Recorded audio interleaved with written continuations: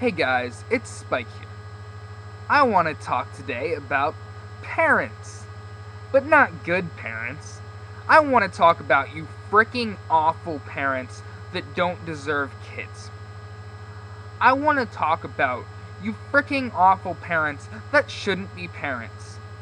Because you know what? You don't know how to be a good parent.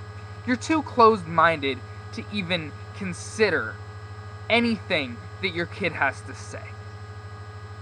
You're too closed-minded to do what's best for your own child.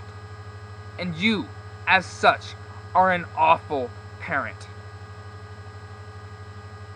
And so I kind of have a mental checklist of things that parents do and what they need to be doing instead.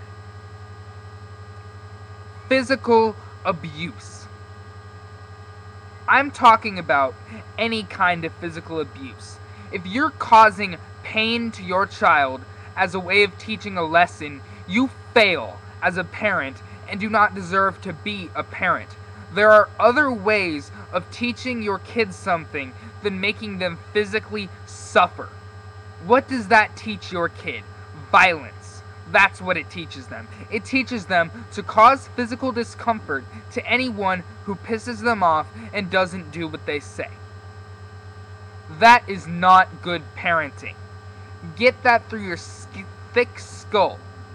Maybe you think I don't know anything because I'm just a kid, but I know what kind of effects it has. I have seen it. I have experienced it. It's sickening.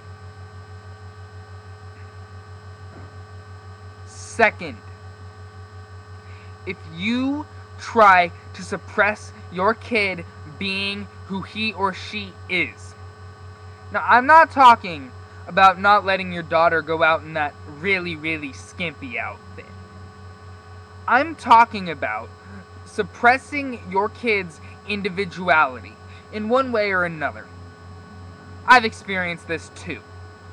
I've experienced, just wanting to wear something and hey, I don't think you should wear that. Don't wear that, And it wasn't just because the school said don't wear that. It's because, well, I don't want you to wear that. What reasons? Sometimes it was concern that I would get made fun of. Sometimes it was other concerns. But the point is, when a child's individuality is compressed, is repressed, when they're not allowed to be who they are and express it, what does that cause for the child? It causes insecurity, that's right. It causes them to think that they're lesser, unless they conform to something that they just cannot be, unless they try to become something they are not, in which either way, their uncomfortable and very low self-esteem is the result of that. So stop suppressing your kid and let your kid be who he or she is. And you need to accept him or her as such. Otherwise, you fail as a parent and you need to give your frickin' kid up for adoption to someone who will actually treat that kid right. Third, religion. Now, I'm not talking about if you're religious. I'm not even talking about if you raise your kid religious. I personally don't think you should. I think that kids should be taught maybe, okay, this is what I believe, but they should not be forced into the faith like is so commonly done. But when you won't allow your child to stray from faith, when you preach to your child that if he doesn't believe what you do, he's going to burn in hell, what kind of mindset does that give that child? A closed-minded one. Probably just like the closed-minded mindset that you have. Here's a hint. If your child can't tell you that he or she is gay because he or she is afraid that you're going to beat his or her ass, you fail as a parent. If your child can't tell you that he or she differs from your religious beliefs because he or she is afraid of how you would react, then you fail as a parent. And you think I'm wrong? You think that I'm wrong?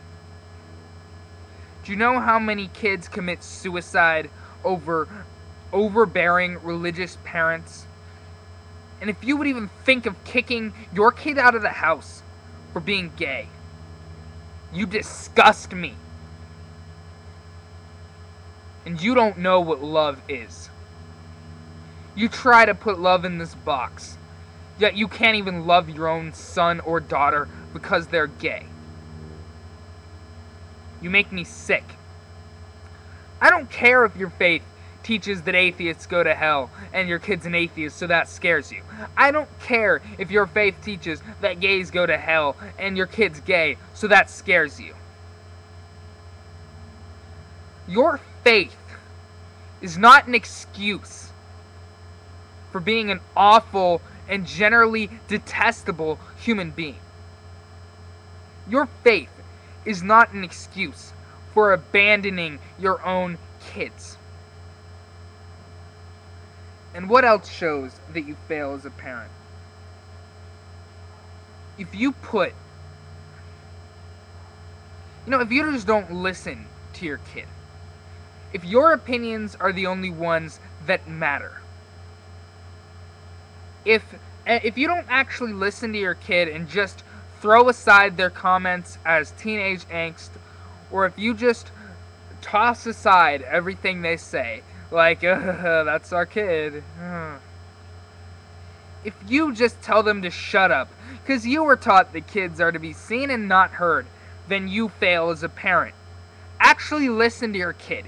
He might or she might actually have something to say that could be of value to you. But you're too snooty to accept it, aren't you?